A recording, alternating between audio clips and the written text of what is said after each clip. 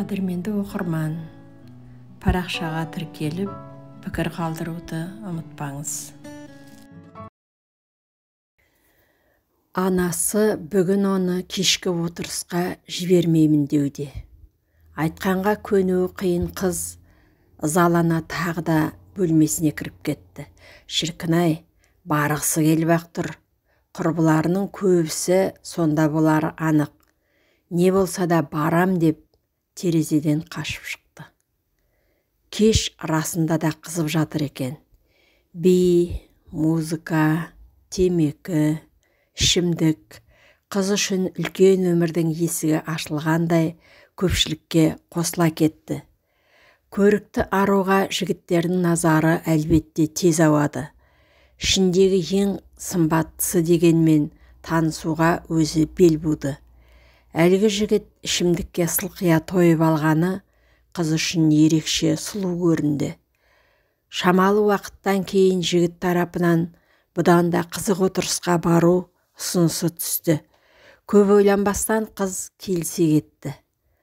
Мас кейпіне қарамастан көлік тізгінін ер жігіт қолына алды. Айдауы адам шошырлық. Неге ғана келісе кеттім деген қорқыныш ұзаққа созылмады. Қыз алдында мақтаншақтыққа салынған жігіт жолдың қарсы бетіне шығып, жол ережесін нық ұстанған көлікпен соғысты. Аурухана. Қыздың қасында медбикеден өзге ешкім жоқ. Ауру шыдатар емес. Жігіт жайлы сұрап еді, жігіттің де қарсы көліктегілердің де жан тапсырғанын естіді.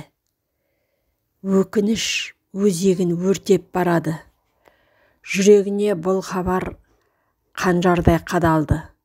Өзінің де уақыты келгенін сезді. Қыз медбикенің қолынан ұстап, анам мен әкеме айтыңызшы, сорлы қызын кешірсін. Бәріне өзім кінәлі. Кешірсін, кешіре көрсін. Медбике үнсіз ғана қыздың маңдайынан сипады. Қаршығадай қыздың жаны қыршықсыз үзілді, оралмасқа кетті. Қыздың соңғы сөзін бас дәрігерде естіген болатын.